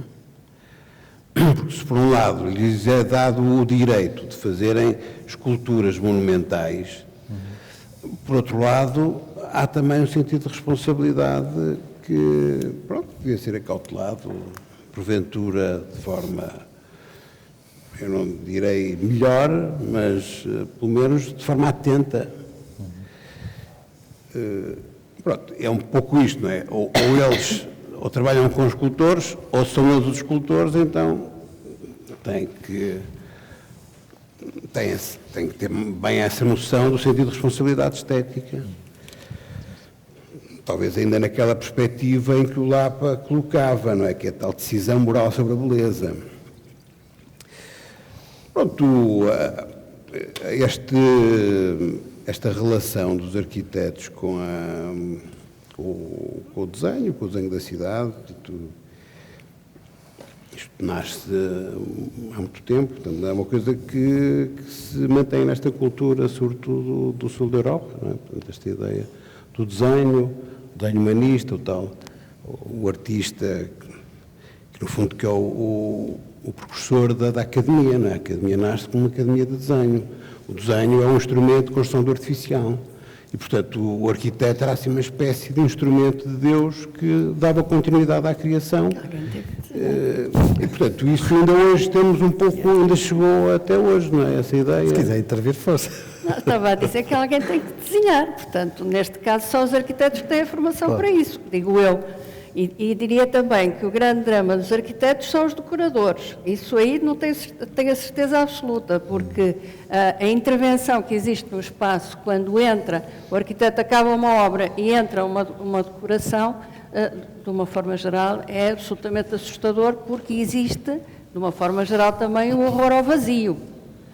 E, portanto, eu ficaria muito contente se retomassem algumas, não de uma forma passadista, mas de uma forma contemporânea, princípios que existiram há muitos anos atrás, em que, por exemplo, o arquiteto José Carlos Loureiro ia buscar colegas das Belas Artes para fazerem intervenções nas pousadas que fez, ou outros, portanto, a colaboração de obras de arte, e de facto a gente vai visitar essas pousadas e vê a qualidade do espaço, que também é adicionada com peças de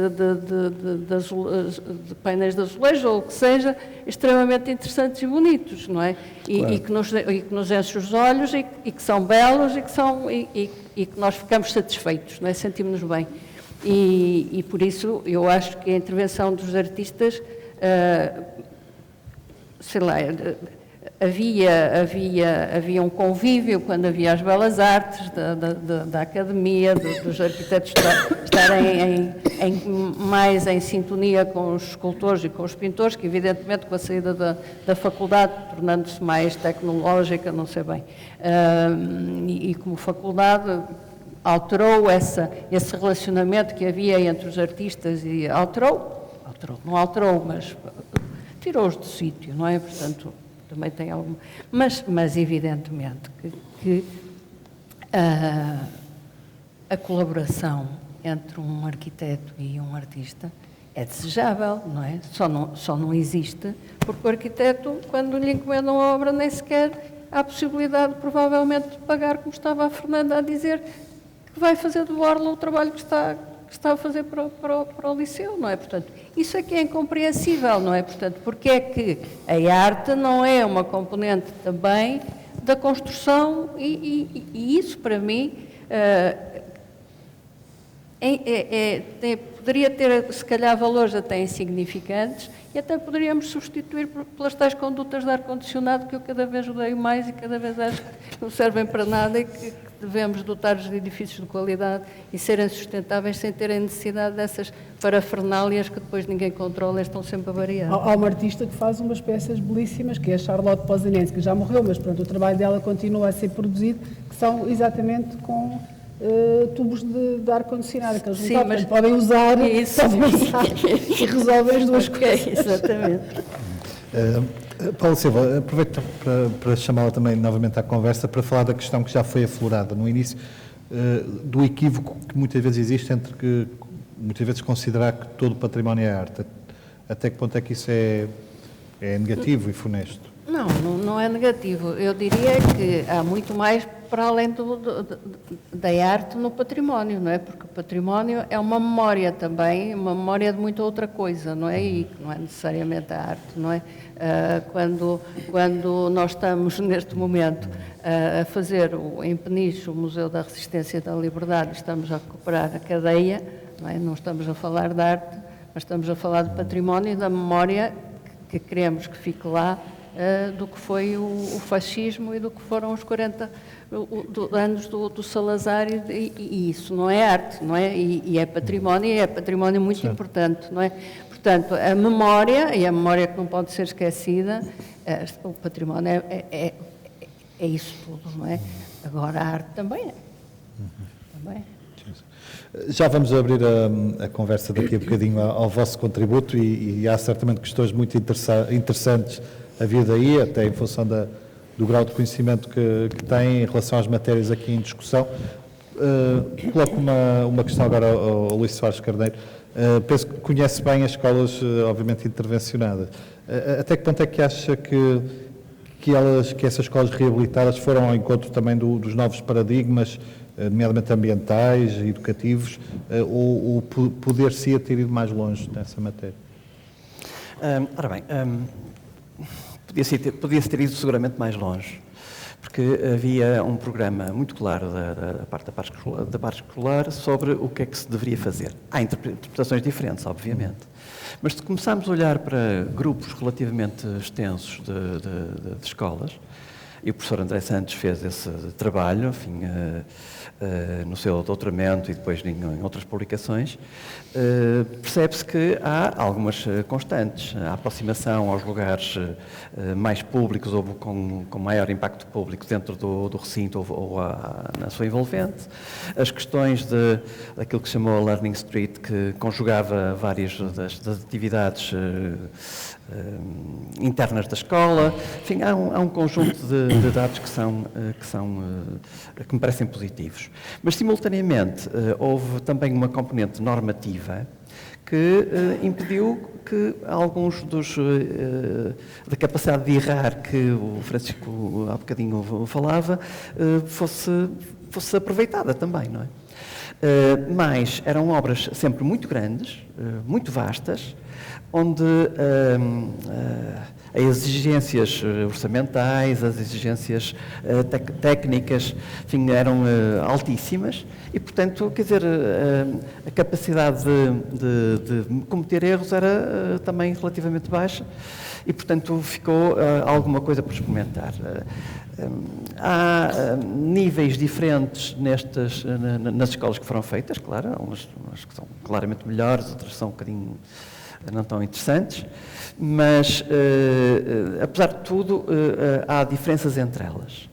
E importa continuar a explorar essas diferenças, ver como é que o tempo vai trabalhar com elas, ver como é que as alterações que elas vão ter ao longo do tempo vão responder.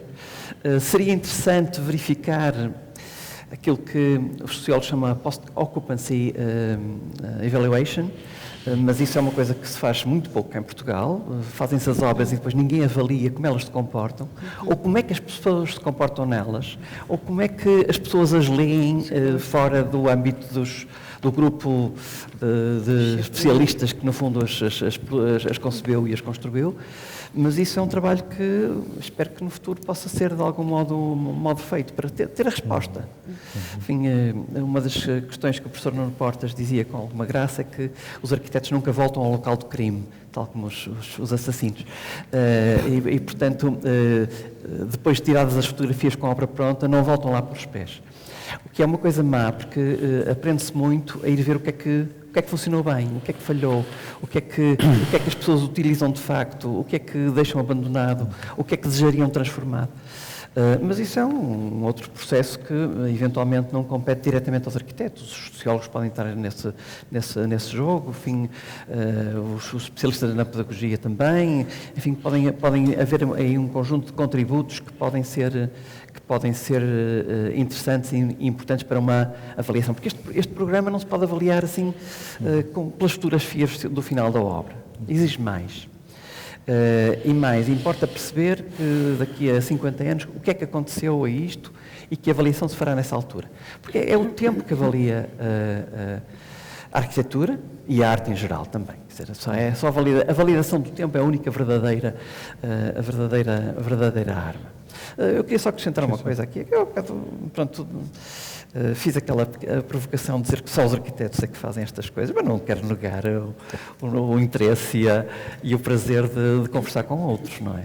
Agora, de facto, a arquiteta Paula Silva tocou na questão fundamental, é que as mecânicas legais que estão neste momento montadas em relação aos projetos, ao modo como se produz a arquitetura, são absolutamente draconianas e absolutamente limitativas em questões de tempo, em questões de intervenção de terceiras partes, que podem aparecer eventualmente porque, enfim, por amizade ou por outra coisa qualquer. Mas eu não acho bem que se vá pedir a um amigo das artes plásticas para o bono fazer esse tipo de coisas, não é? Eu estava aqui a exagerar. Nós depois resolvemos esse assunto.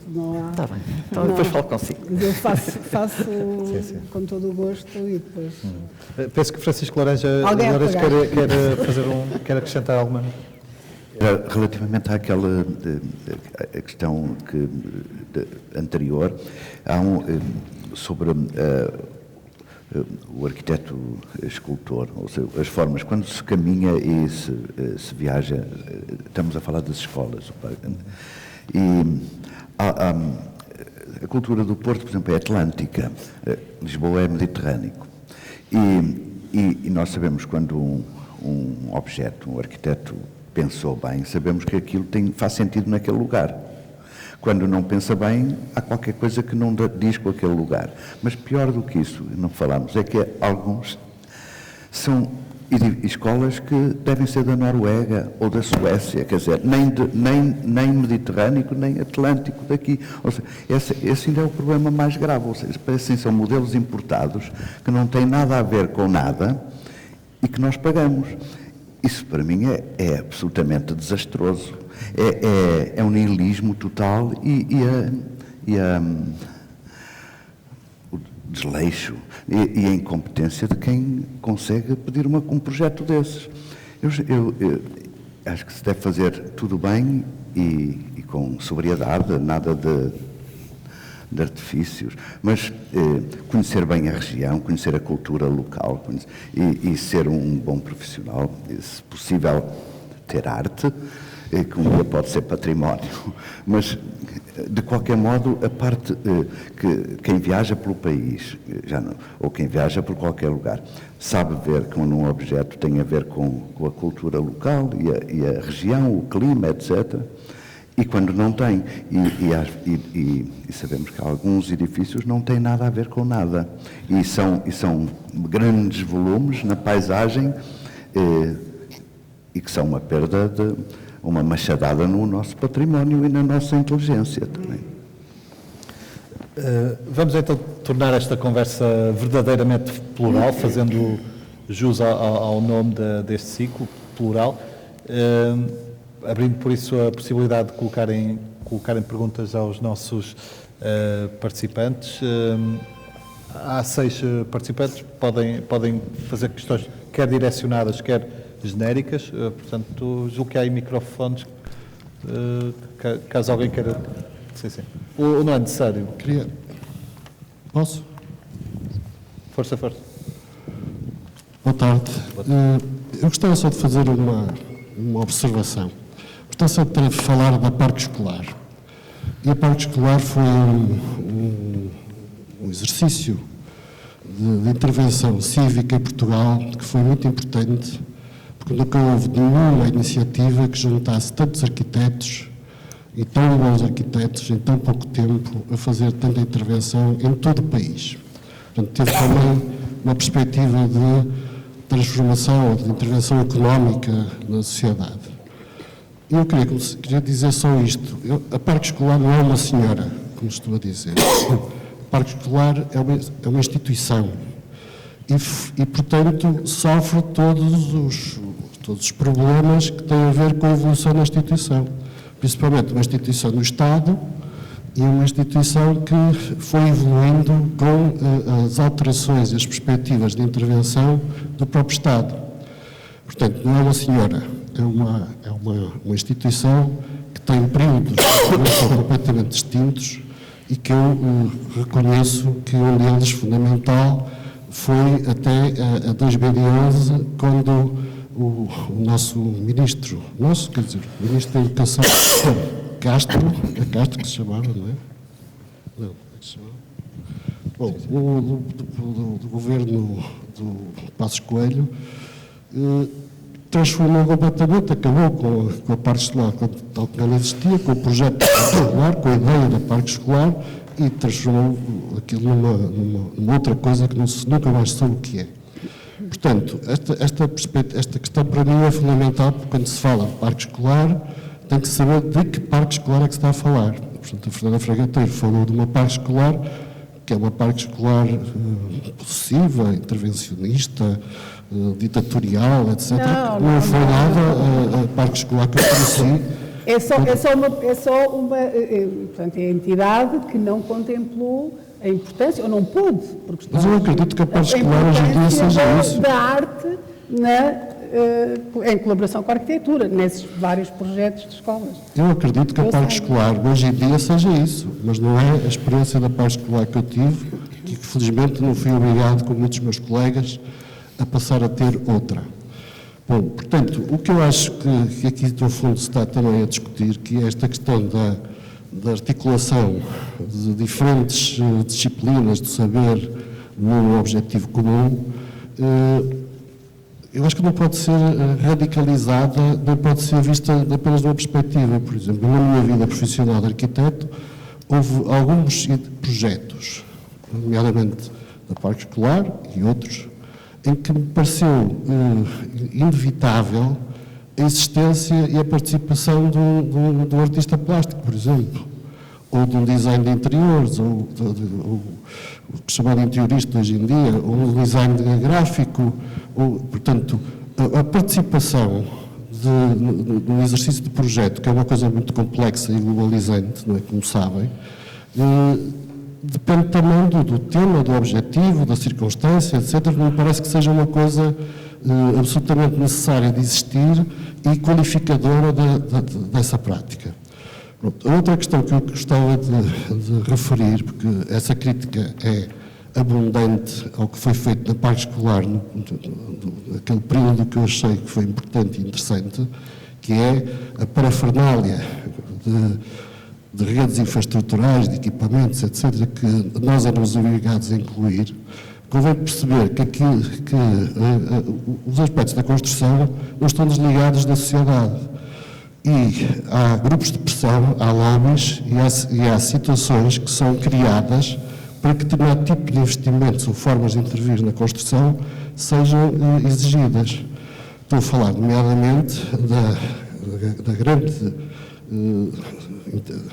do grande impacto que, na altura, nós éramos obrigados a integrar nos edifícios, que têm a ver com as normativas da qualidade do ar, as normativas da térmica, etc., que não nos podemos esquecer que eram determinadas por regulamentação da Comunidade Europeia, que depois era traduzida para Portugal, e que obrigava a que metêssemos equipamentos, porque o que custam as grandes infraestruturas são as condutas, são baratas, até se fazem esculturas com elas muito baratas. São os equipamentos. E quando devíamos ver as marcas dos equipamentos que nós tínhamos que meter, de transformar os edifícios em autênticas fábricas, as marcas do equipamento não eram chinesas também, eram todas da Europa Central. O que queria dizer que as normativas determinavam a necessidade de colocar determinados equipamentos e que esses equipamentos eram comprados à Europa Central com o dinheiro que a Europa Central nos emprestava.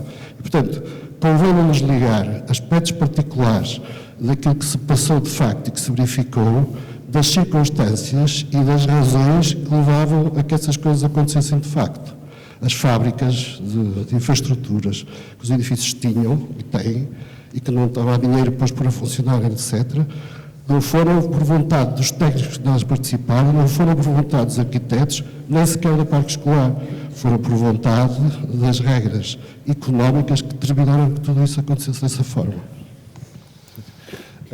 Mais alguma pergunta? Apelo apenas ao vosso poder de síntese para que possamos rentabilizar o tempo ao máximo. Há um senhor aqui na primeira fila.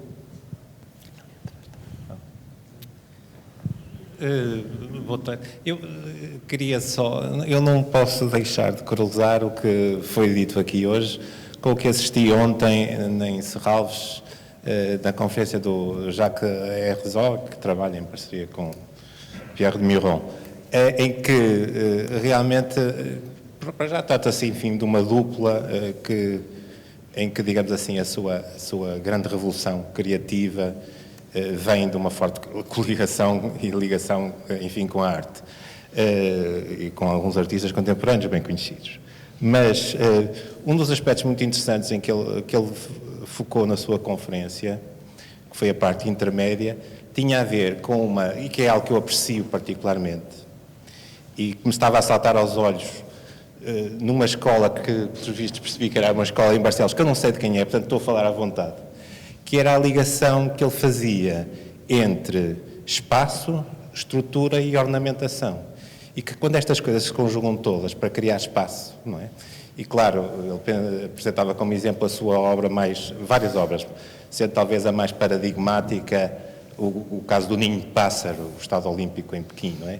Em que realmente a própria estrutura cria espaço e também o ornamento entendido como fachada também faz, enfim, desperta esse tal sentido da emoção, não é? Da obra como um todo, da obra estética. Realmente creio que esse desígnio, essa procura clara, não só no Herzog, mas ele ali focalizou e a mim particularmente diz-me muito, quando realmente a própria essência, a própria estrutura do edifício é assumida como linguagem para a sua materialização e assume realmente aspectos fundamentais na concretização do espaço. E isto é possível, obviamente, quando estamos a falar, é mais visível, evidente, quando ampliamos a escala, que é o caso de alguns espaços que compõem estas escolas, não é? Que têm dimensão suficiente para que a estrutura seja um elemento fundamental na definição do espaço. Era só uma nota relativamente a este aspecto. Boa tarde. Eu só vinha acrescentar, digamos, alguma coisa para este debate. E sobre o assunto das artes e da ligação às escolas, eu consegui recuperar aqui um despacho conjunto de 82, na altura Ministro da Cultura, Lucas Pires, e Ministro das Obras Públicas, Soromânio Batista, em que se fixa que 0,7% dos orçamentos de todas as obras públicas do Estado deveriam ser destinadas a obras de natureza pública. Eu posso dizer que isto pouca gente utiliza. Eu utilizei em 3 obras públicas que fiz em 92, surpreendendo na altura o Ministro Manuel Maria Carrilho, que numa primeira resposta disse não e perante os argumentos disse que sim. E nas 3 bibliotecas que eu projetei, de facto, houve a participação de artistas. E é por isso, esta lei resulta de outra que houve no tempo de Salazar, e é por isso que nós temos um património vasto, obviamente com objetivos diferentes naquela altura, com objetivos diferentes nos anos 80, e hoje tenho pena que, de facto, com este painel, onde o património também está presente com a arquiteta Paula Silva, até no sentido de não transformar as escolas em objetos tão anónimos como muitas vezes surgem, e haver este sentido de património coletivo, de quem frequenta a escola, levar para além do tempo de escola algo que fica como um bem comum, e isso é património, e leve para a vida adulta, e leve para sempre algo. É pena que as escolas hoje não tenham esta mais-valia da arte, do design, todas estas valências que estão sentadas neste painel, para dar às escolas esse contributo de diferença, que se calhar nos anos 80 eram mais anónimas, porque vinham do pós-25 de Abril, e que no tempo do fascismo tinham outro intuito, quando eram propostas estas obras de arte para as pousadas, para as bibliotecas, para os palácios de justiça e para todas as obras públicas da altura. Eu penso que hoje era de facto um contributo importante para criar património coletivo enquanto bem comum. Já voltamos ao vosso contributo. Fazer para já um ponto da situação em relação às intervenções, se há algum comentário, nomeadamente em relação à senhora da Fonseca. Não é possível, mas É uma pena que a Faculdade de Arquitetura não esteja junto, não teria que ser no mesmo edifício, junto à Escola de Belas Artes ou à Faculdade de Belas Artes e também ao pé da Faculdade de Engenharia, em particular Engenharia Civil. Porque há muito ensino nas aulas, mas há muita aprendizagem nos corredores, nos cafés, nas cantinas. As 3 escolas perderam muito por estarem cada uma em seu lado da cidade, aqui no Porto, em Lisboa, enfim, não estará melhor. Claro que quando as cidades são pequenas, tudo se compõe um pouco, mas foi grave mesmo, porque até nesse aspecto se perdeu esta preocupação de perceber que, pronto, haverá as aulas formais, mas depois há uma aprendizagem enorme e importantíssima que, afinal de contas, está, direi, em parte destruída. Algum comentário em relação às intervenções? Só gostaria de comentar, de facto, o facto, eu não sei se ainda existe uma lei que determina que há uma percentagem das obras públicas, uma pequena percentagem que deveria ser atribuída ao trabalho artístico, não é? Não sei se porque mesmo que exista depois o que é um trabalho artístico, consegue-se desviar sempre as coisas para comprar os sofás e os cortinados, o que também é importante, mas que é outra área. Eu penso que também estamos numa situação sempre de grande escassez. É um país que tem muita escassez económica, que teve que, como dizia o senhor delegado ao Parque Escolar, desculpe, não me lembro o seu nome, teve que responder a uma série de regras e de imposições a nível técnico e de segurança e coisas até muito bem, mas se calhar um bocado exageradas e, portanto, onde se gastaram os poucos recursos que tínhamos. E, portanto, eu muitas vezes sou convidada para fazer parte de equipas de arquitetos e, portanto, para eventualmente, caso a obra se faça, existir depois uma componente mais artística e, de facto, o dinheiro nunca chega aí, não é? E ainda existe essa ideia de que a arte é algo, não diria um luxo, mas que não... Não, a ideia em termos políticos, e está bem expressa, é de que é uma necessidade, é uma vontade, é um desejo, mas faltam recursos. Portanto, pelo que eu sei, muitas das obras públicas que vão ao concurso não têm ninguém a responder, porque as verbas disponíveis não são suficientes para pagar os preços do mercado, quer dizer, como é que... Portanto, é um problema um bocadinho complicado. A conversa já vai longa, mas podemos e devemos também incluir mais contributos vossos. Eu penso que haveria ali mais uma outra intervenção, sim. Só um segundo.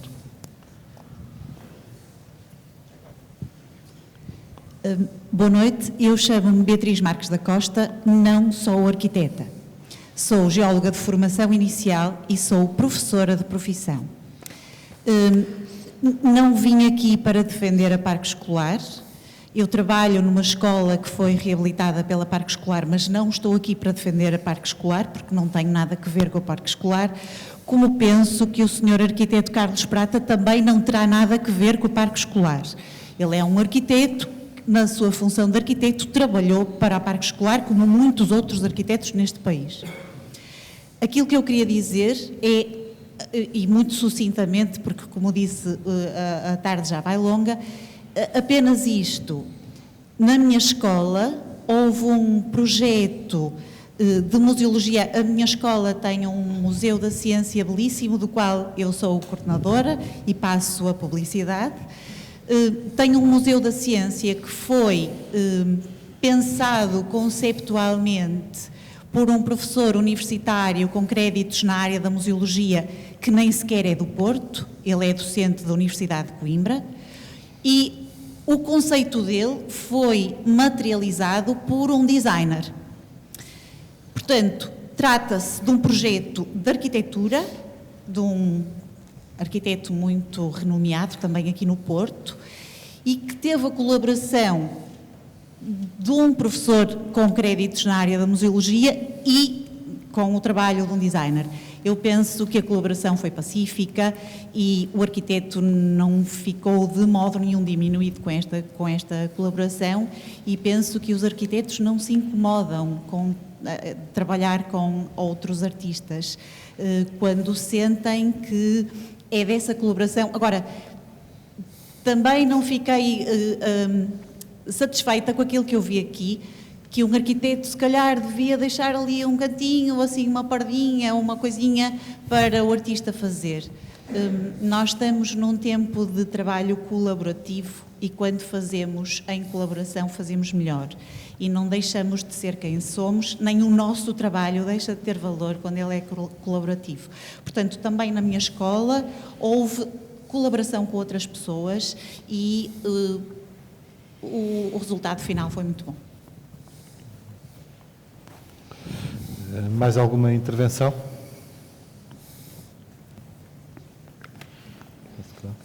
Sim. Só o segundo microfone, primeira fila. Boa noite, muito obrigado. Estava para não dizer nada, mas esta última intervenção acabou por levar-me a tentar fazer aqui dois ou três comentários. Não sei se está a ouvir. Sim, sim. Está. Não, é que este tema da arte, na obra de arquitetura ou no território, tem outras dimensões claramente diferentes da dimensão da arte na pintura ou na escultura ou noutras formas de manifestações artísticas. As intervenções na arquitetura, a construção de arquiteturas, a transformação dos territórios, que também podem ter a ver com a land art e com muitas outras coisas, partem de uma complexidade e de um programa, de um objetivo de natureza funcional altamente complexo. E o resultado é fruto da conjugação de variadíssimas intervenções diferenciadas, todas elas exigindo conhecimentos altamente especializados, uma imensa dose de inteligência, uma imensa dose de bom senso e de recato, e depois a coordenação e a conjugação disso tudo num resultado que, quando funciona bem, quando é depurado, quando transmite capacidade de resistência e de longevidade, quando é apreciado e quando é sintetizado, então falamos, obviamente, de uma arquitetura com um valor elevado, com um grande valor artístico. Mas com a coordenação e com uma estratégia definida, habitualmente, como aqui foi dito, pela concepção arquitetónica, as velhas comparações do maestro e da orquestra podiam ser aqui invocadas para explicar isso, mas as variadíssimas inteligências e saberes específicos que definem a estrutura do edifício, que definem as várias infraestruturas das eletricidades, das mecânicas, das comunicações, da segurança, por aí fora, são absolutamente imprescindíveis e concorreram com maior discussão interna, com maior conflitualidade ou de sobreposição, de convergência, mas tudo isso obriga a um trabalho imenso para se obter resultados finais que então, sendo sintetizados, correspondendo e traduzindo uma ideia devidamente integrada e eficaz, podem ganhar esse valor superlativo de uma obra de arquitetura com alto valor artístico. Mas isto implica a inteligência e a concorrência de muita gente para além dos condicionamentos, dos objetivos a que a obra tem que responder, das regras regulamentares e legais a que tem que obedecer, da intervenção daqueles variadíssimos agentes que as constroem.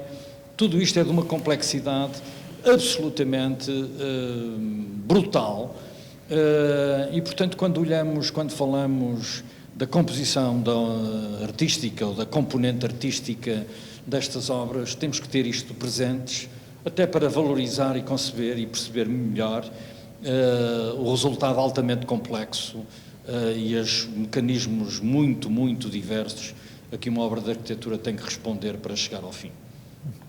Muito obrigado.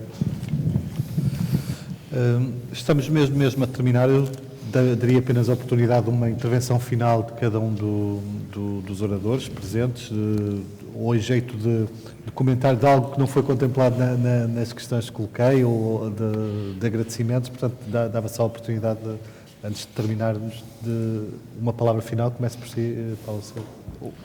Comentário em relação também ao tema. Foram interessantes as chegas e é um tema inesgotável, não é? Há sempre a sensação de ficar... É inesgotável e é muito lato, não é? Está-se a falar de uma coisa e está-se a pensar, outras pessoas estão a pensar noutras. Em jeito de terminar, existem 29 edifícios públicos, escolas primárias, escolas secundárias, escolas universitárias classificadas em Portugal. De 4.100 e tal edifícios classificados, representa 0,7%, portanto é um número baixo. Provavelmente há aqui um trabalho grande a fazer de inventariação e de reconhecimento até de algumas destas obras que foram feitas mais recentemente, mas evidentemente que a classificação no nosso espaço europeu obriga a algum distanciamento, não é? Não classificamos coisas acabadas de fazer, como fazem os brasileiros, que a obra ainda está acabada de ser construída, já está a ser classificada. Nós não, temos um distanciamento de 40 anos, 30, 40, 50 anos, mas de qualquer forma acho que 29 edifícios é um número muito diminuto para a qualidade de projetos que existem a nível nacional, de edifícios universitários, escolas primárias e escolas secundárias. Muito obrigado. Francisco Laranjo. Eu estava a ouvir as intervenções e a pensar numa situação aparentemente inversa, que era, em vez de pensar que a arte, as artes, que era o tema deste nosso encontro, e a escola e os espaços escolares, a situação inversa era um exemplo que eu conheço aqui em Düsseldorf, Island Comproy, que foi um edifício construído para algumas peças. As peças eram pré-existentes e o projeto era fazer um projeto arquitetónico para essas peças. Mas não ficava por aí. Tinha que haver depois as condições físicas e psicológicas para que o espectador que fizesse o percurso pudesse ver as peças, ou seja, desde a alimentação, porque a alimentação influi no modo como olhamos e como nos comportamos. E então, todo o projeto era global, quer dizer, não era aquela ideia. Eu acho que o ideal seria que um dia pudéssemos conseguir aquele princípio wagneriano da obra de arte total, não era o caso. Mas essa circunstância que eu acho interessante, eu partilho, era preciso. E depois há um tempo, não é entrar no Museu do Louvre e já viu o Leonardo e o Botticelli e não sabe qual, era a Mona Lisa, qualquer coisa assim. Digamos, não há, o espetáculo que é propiciado para a vivência de um edifício, para cumprir as funções, quer tenha, quer não tenha arte, desejavelmente era que houvesse uma participação de todos os fatores que pudessem envolver o edifício. Voltando ao princípio, para terminar, esse projeto que foi desenhado para albergar essas peças e que obrigava também depois a um circuito, podia ser um princípio para enunciar o que seria a participação eventual de um objeto num espaço escolar. E depois o que faz a escola que não a escola propriamente dita, as exposições, os museus, todo o espaço que vai construir um universo de legitimação, de poder, não é? Conforme. que é o poder da arquitetura também, de certo modo, interessante como ponto de reflexão para saber o que é que se pretende e o que é que se quer de cada espaço. Eu creio que esta talvez seja a questão mais interessante para julgar a arte e o espaço escolar. A ligação entre todos os projetos ao contrário, construir um espaço para albergar uma obra, e essa obra nada mais importante que o ser humano, não é? Se pensarmos no que isso representa de valor, e depois a arte é outra coisa. A vida é uma coisa que deve ser tratada um bocadinho melhor do que tem sido, e se conseguirmos melhorá-la e depois dar condições para que a arte possa existir, melhor ainda. Fernanda Fragateiro.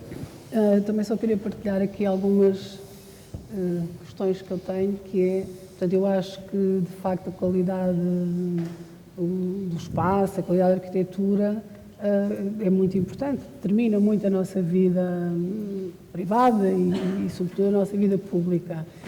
E lembro-me de ficar muito perplexa quando ia buscar o meu filho a uma escola, que também foi uma escola em Lisboa, que foi alvo da intervenção da Parque Escolar,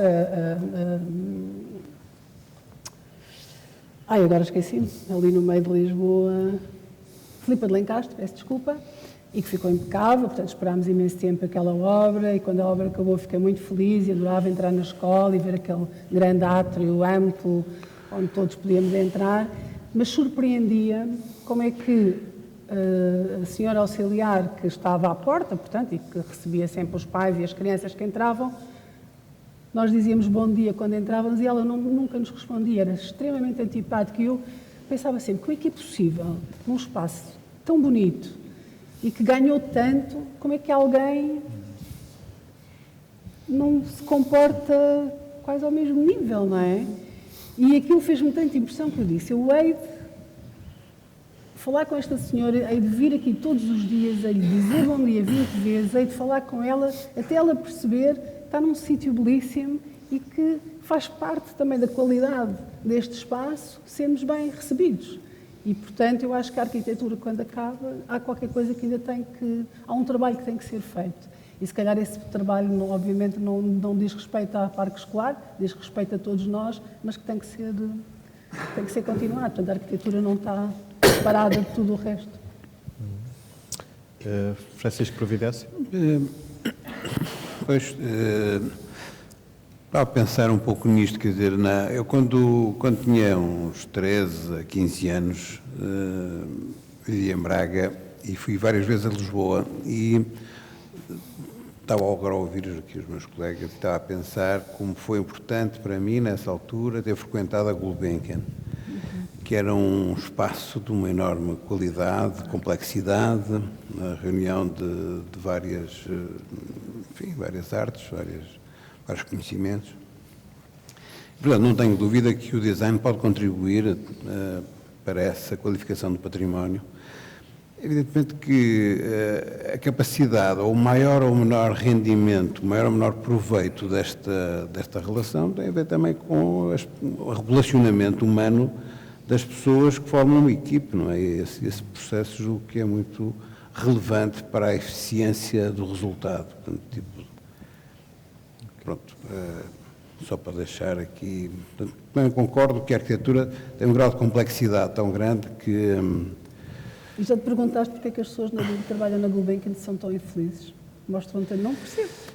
Eu não sei, depois praticamente não voltei à Gulbenkian, só aos 13 anos. Eu não sei se são infelizes, porque há um índice de suicídio muito elevado. Eu não achei nada mau o ambiente, devo confessar, quer dizer, a relação entre o exterior e o interior, a qualidade dos jardins. E depois, mais tarde, percebi que havia uma diferença grande com Serralves, não é? Porque a Gulbenkian tinha aquele limite com 1,10 m de altura, portanto, praticamente não é um limite físico, é um limite só enunciado simbolicamente, enquanto que em Serralves há um muro de 3 metros de altura, portanto, o jardim também é mais francês no Porto e mais inglês em Lisboa. Portanto, isso fazia muita diferença. Pronto, mas, pronto, muito obrigado por me terem aturado. Luís Soares Carneiro. Ora bem, a arquitetura tem o primeiro dever de durar. E é por isso mesmo que tem de ter valor artístico. Porque o valor artístico ajuda a entendê-la e a conservá-la. Há obras absolutamente extraordinárias, mas que são muito mal construídas. Eu penso, por exemplo, na Vila Savoy, do Le Corbusier, que estava em ruínas há uns anos atrás, porque todo o sistema de construção, toda a lógica construtiva era frágil. E ela é salvaguardada e vai ser sempre, porque tem valor artístico, também tem valor patrimonial e histórico, obviamente, dentro do campo da arquitetura, mas tem valor artístico. E é isso que a faz ser mantida e ser tratada. E, portanto, os objetos que produzimos, enfim, uns serão melhores, outros serão piores, obviamente, mas devem ter, de algum modo, uma espécie de vocação artística que também, por aí, lhes assegura alguma pernidade que dá o quadro do tempo longo em que as nossas vidas e as dos que hão de vir a seguir terão. Mas a arquitetura tem algumas limitações e uma delas é que não determina comportamentos. A ilusão de que a organização de um espaço ou o material de que é revestido altera comportamento é infelizmente limitada, não é? Ou felizmente limitada, não é? O facto é que se houvesse aqui uma parede aqui no fundo deste palco, nós estávamos a falar para a parede e não para aqueles senhores que estão ali e vice-versa, não é? Portanto, há aqui ou se aqui na Casa da Arquitetura só houvessem compartimentos de 5 metros quadrados, esta reunião não era possível. Portanto, a arquitetura gera algumas potencialidades, mas não transforma os hábitos, nem transforma as pessoas. Essas vão ser outros mecanismos sociais, outros mecanismos económicos, outros mecanismos de comunicação que vão fazer isso. Portanto, não se pode pedir toda a arquitetura, tem de se lhe pedir o que ela pode dar. Edifícios interessantes, bem organizados, sólidos, com alguma vocação artística que lhes permita durar um tempo longo. Dona Fonseca, também um comentário final.